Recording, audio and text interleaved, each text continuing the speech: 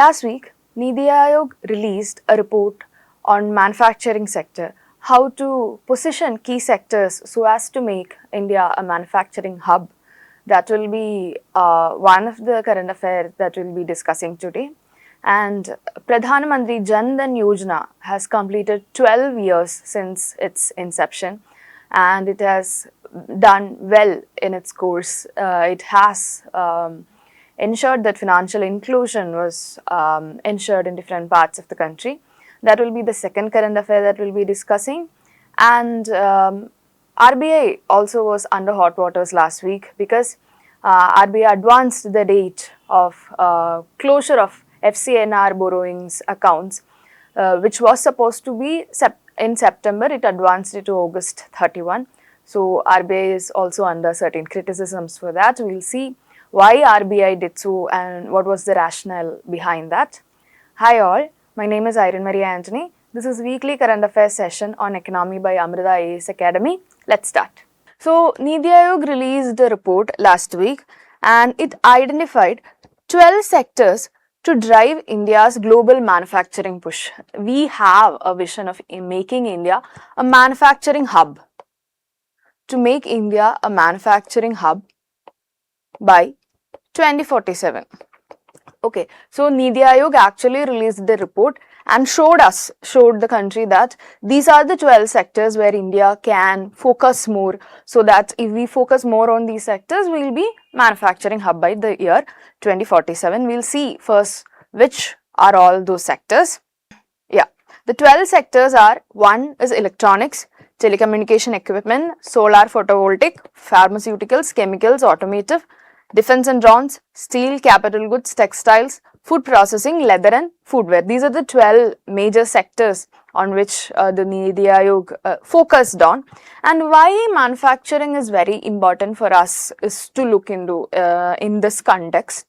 So the manufacturing sector contributes around 24 to 27% of the GDP of the country, and this rate of contribution to the GDP has been stagnant for a very long time. Okay, so that is what makes manufacturing sector a potential sector where growth is possible in the near future. Another factor that make manufacturing sector very attractive is that it is a labor intensive sector, and India has a labor surplus. India has huge labor surplus in the country, and if we upskill these labor surplus, we give the necessary training, essential skill development for these labor, we can actually absorb these labor surplus into the manufacturing sector. So there will be increase in employment as well as increase in economic growth. So if we focus on manufacturing sectors, there are very many advantages for the economy. We can actually enhance the growth of manufacturing sector, increase employment, and we can also ensure that once employment goes up, sufficient skilling or necessary training is given to these the labor surplus that we have in the country, and hence productivity also goes up. So these are the positive things if we focus on manufacturing sector, and this is an overview of the manufacturing sector. We will see each section in detail. So manufacturing contributes around 17% of GVA. GVA is gross value added. It means how much of value is added in the process. It is different, a bit different from gross domestic product. Gross value added, it measures how much of value is added in the process of production. So 17% of value addition is done in the process of manufacturing, and around 1.95 crore employment. This, as of now, it is currently 1.95 crore employment manufacturing contributes to the country. And if we focus on these sectors, the 12 sectors, there can be a huge increase in this employment number. That is one another thing. Exports, 56% of the goods exports comes from manufacturing. That is a humongous number. So if we focus, we can increase the exports as well. And India's manufacturing IIP is on a decadal high. So that brings us to the question what IIP is. It is Index of Industrial Production. So IIP is an index which shows how much there was an increase in volume of production compared to the last month. So IIP is an economic indicator that is released by Ministry of Statistics and Program Implementation, and IIP, it is an indicator that shows the growth of industrial sector. It actually shows the short-term change in the volume of production. It means that it will compare the production this month with last month and it will assess how much of a change has happened in this production process. That is what IIP means by. And 57.6 manufacturing PMI. PMI is Purchasing Managers Index. This also shows that manufacturing PMI as on May 2025 is 57.6. PMI is Purchasing Managers Index. It is another economic indicator. It is a very key economic indicator. It shows the change in economic growth from the perspective of a purchasing manager. Okay, it shows the how much the economy is growing from the perspective of a purchasing manager. It ranges from 0 to 100, and if the number is greater than 50, it shows that the economy is expanding. Here we can see that the number is 57.6, which indicates that our economy is growing on a positive trajectory. And FDI, foreign direct investment, has been $765 billion. It is also very high. So for manufacturing, there has been an inflow of equity, which is somewhere around $209 billion. So if we look at the numbers, 27% of the total equity inflow is towards manufacturing sector. So investors are also very interested in investing in the manufacturing sector. That is what the number shows us. And capacity utilization has been 74.5%. So whatever capacities are existing in the sector, that has been fairly used, and the production link incentive scheme is also in picture. So there are around 15 sectors and government budget, and there are around 1.97 trillion rupees budgeted government incentives that are directed towards this production linked incentive scheme. And if we look at the indices that are released around the world, in World Competitiveness Ranking, we are 41. Global Innovation Index, we are 39 out of 133 countries. And Logistic Performance Index, we are 38 out of 139 countries. So all these indicators shows that India is doing fairly well in the manufacturing sector.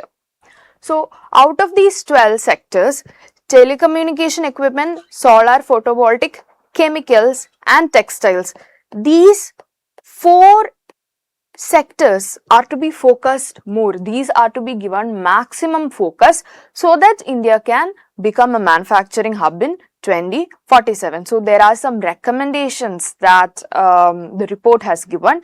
One is, there should be a cluster-based manufacturing with integrated industrial parks offering shared utilities, infrastructure, efficient approvals to build scale and lower cost. This actually tells that there should be sufficient infrastructure support for the manufacturing sector so that incentives can be brought in. People will be incentivized to come and work. They'll get good employment.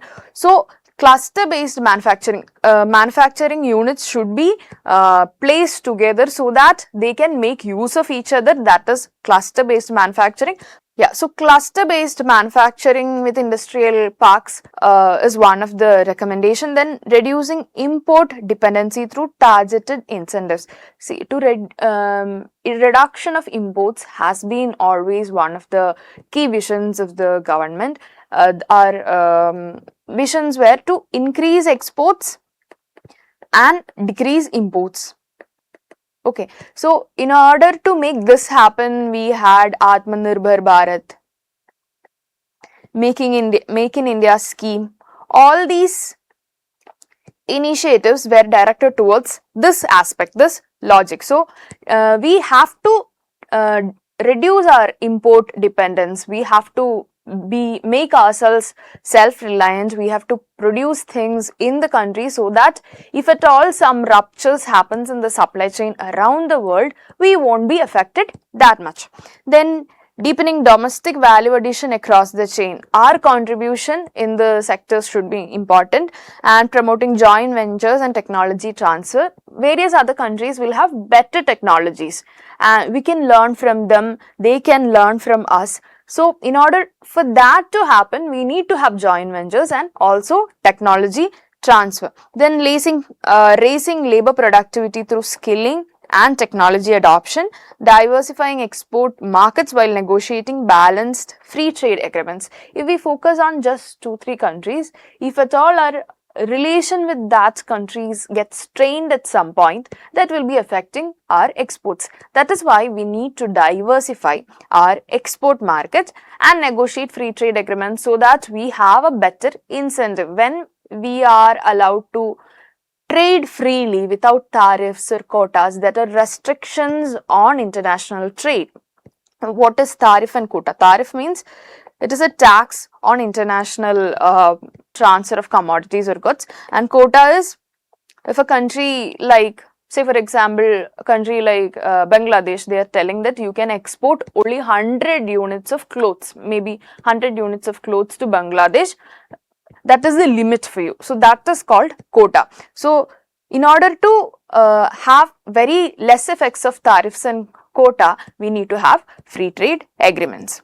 And yeah, so the Niti Aayog Vice Chairman Ashok Lahiri has told certain things. He told that not chasing Chinese scale manufacturing directly, but economies of scale and scope still matter greatly for India.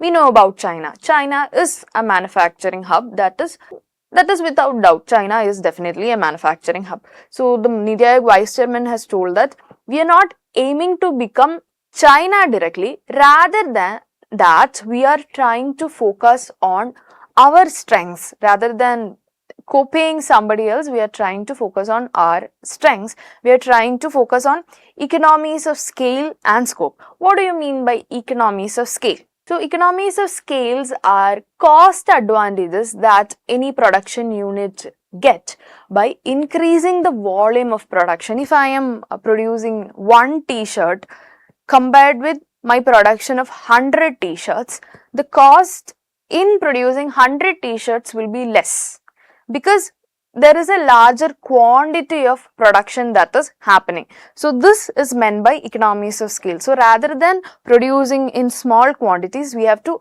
increase the quantity of production so that we can reap the benefits of economies of scale. That is one thing that Niti Aayog Vice Chairman tells. And the second thing is, we are actually opening manufacturing sector and telling the investors that you are welcome and you can make profit. We are also very interested in helping you to make profit. So rather than promoting growth from a subsidy perspective, we are opening the gates of manufacturing sector for private entities to make profit. We are creating an ecosystem where the private entities also benefit from the growth of manufacturing sector. That is what we are trying to do with the focus on manufacturing sector here. Now let us look at Pradhan Mantri Jan Dhan Yojana. Pradhan Mantri Jan Dhan Yojana has completed 12 years since its inception. It has been one of the most successful schemes by the current government. So if we look at the Pradhan Mantri Jan Dhan Yojana, it was launched as the national mission on financial inclusion on 28/8/2014. So it has traveled for very long 12 years, and the primary aim of Pradhan Mantri Jan Dhan Yojana was to increase financial inclusion. What do you mean by financial inclusion? Financial inclusion is an idea where everybody or all the citizens of the country should be financially included. They should have a bank account. They should know to operate a bank account. They should have a debit card.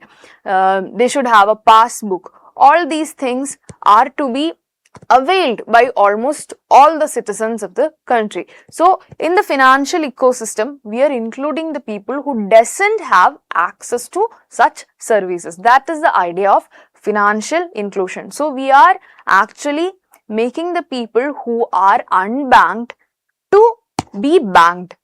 If you are a person who doesn't use bank or its facilities, try to use it, and that is what financial inclusion actually means. So, the scheme ensures that there is a comprehensive financial inclusion of all households in the country by providing universal access to banking facilities, just like we say about universal education or universal healthcare.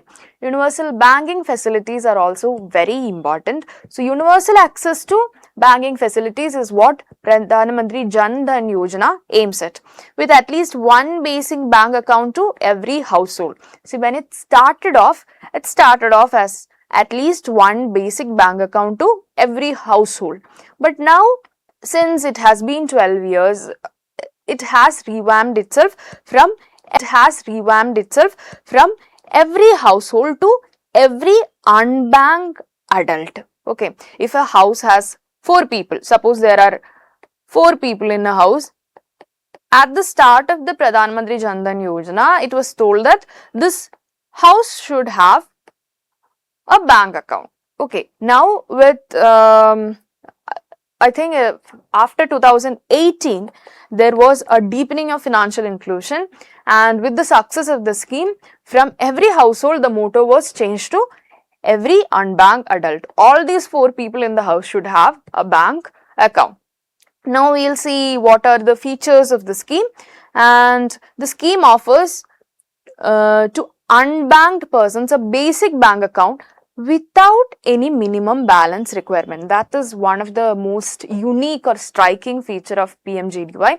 It helps us open an account without a minimum balance, or with zero balance account we could operate a zero balance account, which is actually very beneficial for poor people or marginalized sections of the society, because they will be striving to maintain a 200 rupee or a 500 rupee in their bank account. So, when such a restriction is imposed, they will think that it is better not to open a bank account rather than keeping 500 or 200 as their minimum balance. So, this scheme offers a possibility of opening a bank account and not maintaining even 1 rupee in their bank account.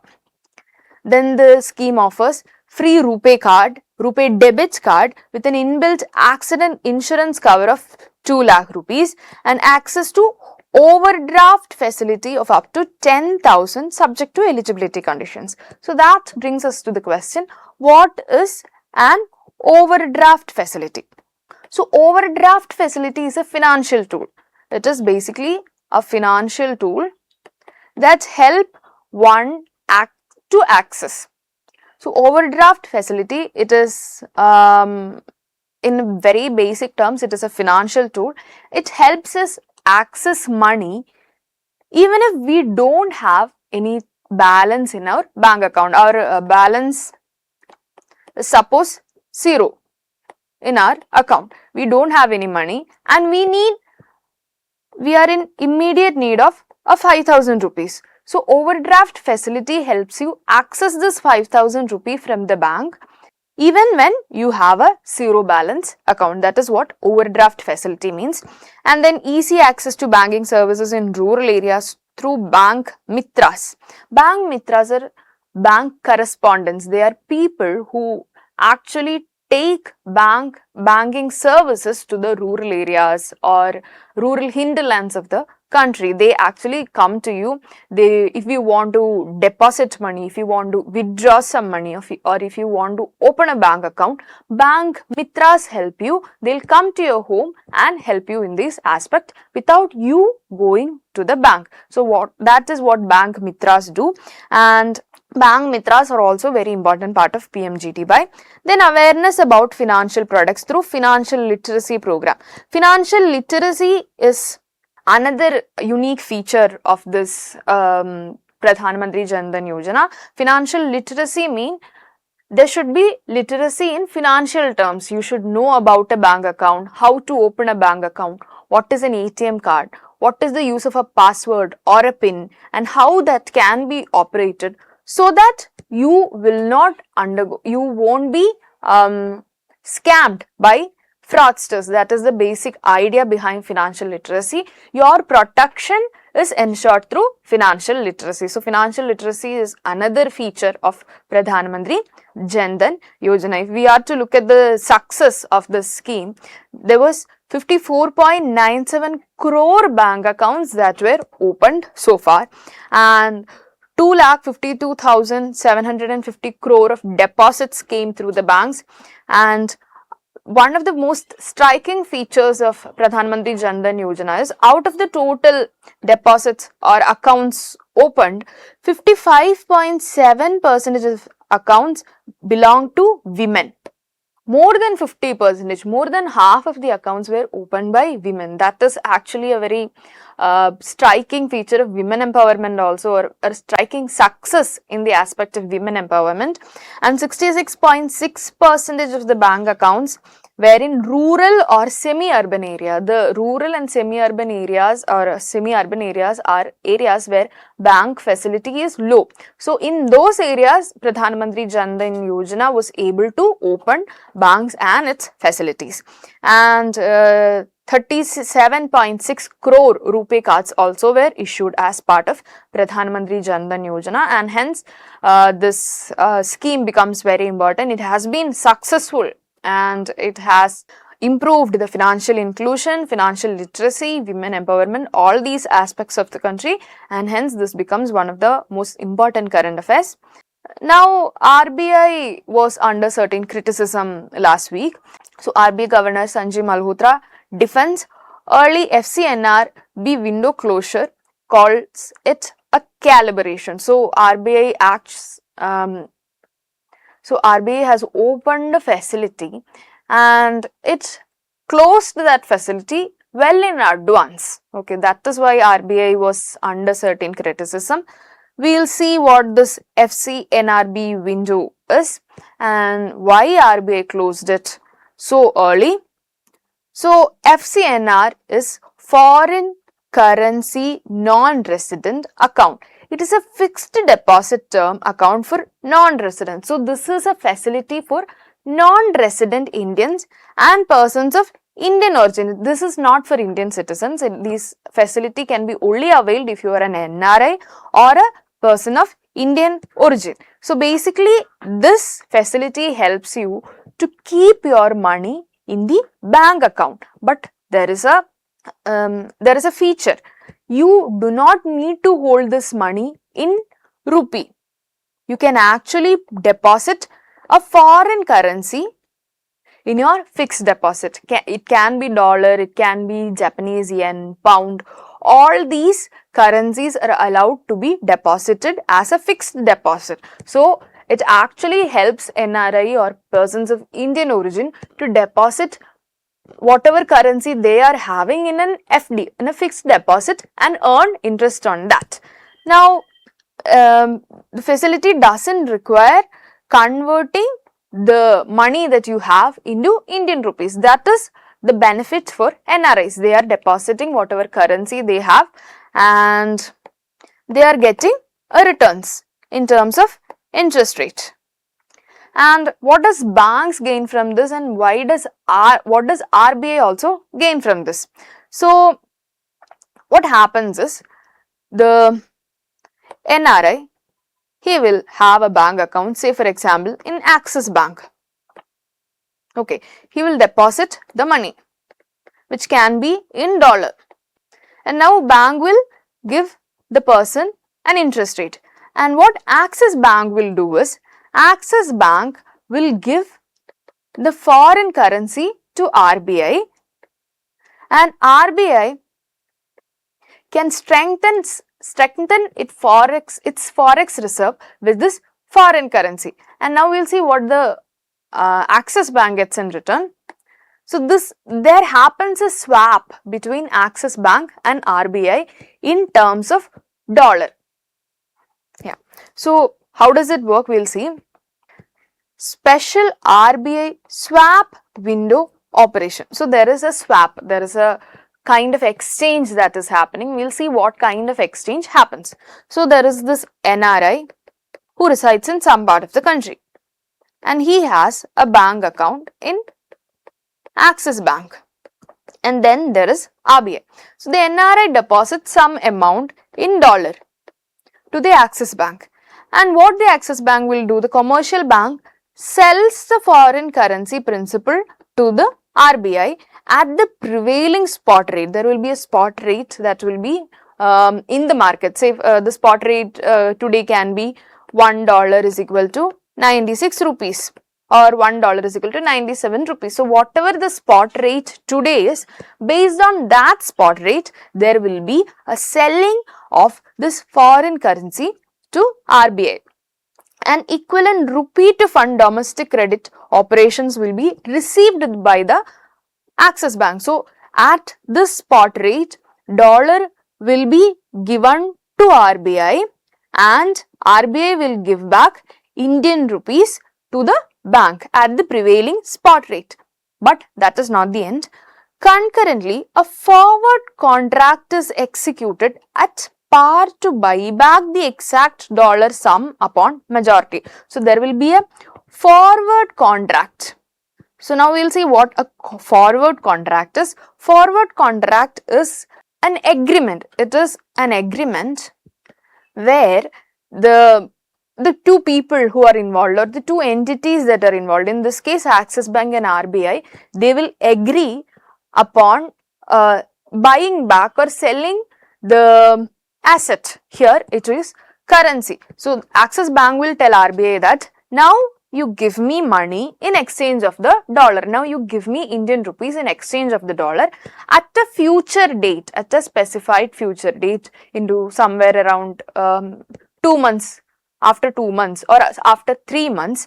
At this specified rate, I will give you back the Indian rupees and take back the dollar. So RBI will actually give back this dollar and RBI will take back Indian rupee based on this forward contract that is executed. So in this forward contract, there will be a rate at which the transaction will be settled and a date, a future date. So that is what forward contract means. So Axis Bank initially will sell dollar to RBI and take Indian rupee, and at the agreed future date, Axis Bank will give this Indian rupee back and take the dollar, and Axis Bank will also get a small amount of interest rate on this. And so this is the rupee dollars, rupee foreign currency swap that is happening. And what does the bank get and what does the RBI get? As far as banks are concerned, they get more liquidity. For any bank, they need liquidity to work very smoothly. So banks, they get liquidity, so they are very incentivized in this whole process. And what does RBI gets? There is some geopolitical tensions that is happening in West Asia, and due to that, our import bill was on the rise. That is one thing, and there has been a constant outflow of investment from the country. That is also creating a pressure on the exchange rate. In order, if at all RBI want to intervene in the forex market, if at all RBI wants to intervene in the foreign exchange market, RBI need to have sufficient amount of foreign exchange reserves. So when the banks like Axis Bank, ICICI, HDFC, when these banks give foreign currencies to RBI, the forex reserve of RBI is well intact and secure. That is what RBI intends from this whole facility. So banks were, since RBI has advanced the closure date to August 31, August 31 is the last date for closure of this facility, and hence banks were ready to give a very high interest rate of FCNR B deposits to the investors. The previous agreed upon date was September 30th. So there was been an advancement by 1 month, and yeah. So the benefit for RBI is forex reserve is intact, and due to the foreign portfolio outflows, there has been some pressures on the exchange rate, that can also be contained, or if at all RBI has to intervene in such a situation, RBI has enough forex reserve to intervene, and for the banks it is obviously more liquidity. And now the question, why RBI has advanced the closure of this facility?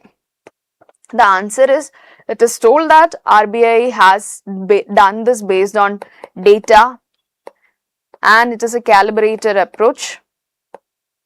So it is told that RBI may have, this has been a very good success, and RBI may have acquired whatever amount of money that was required. RBI would have had a certain number in mind, RBI would have achieved that well in advance, and that is why RBI has advanced the closure of this scheme.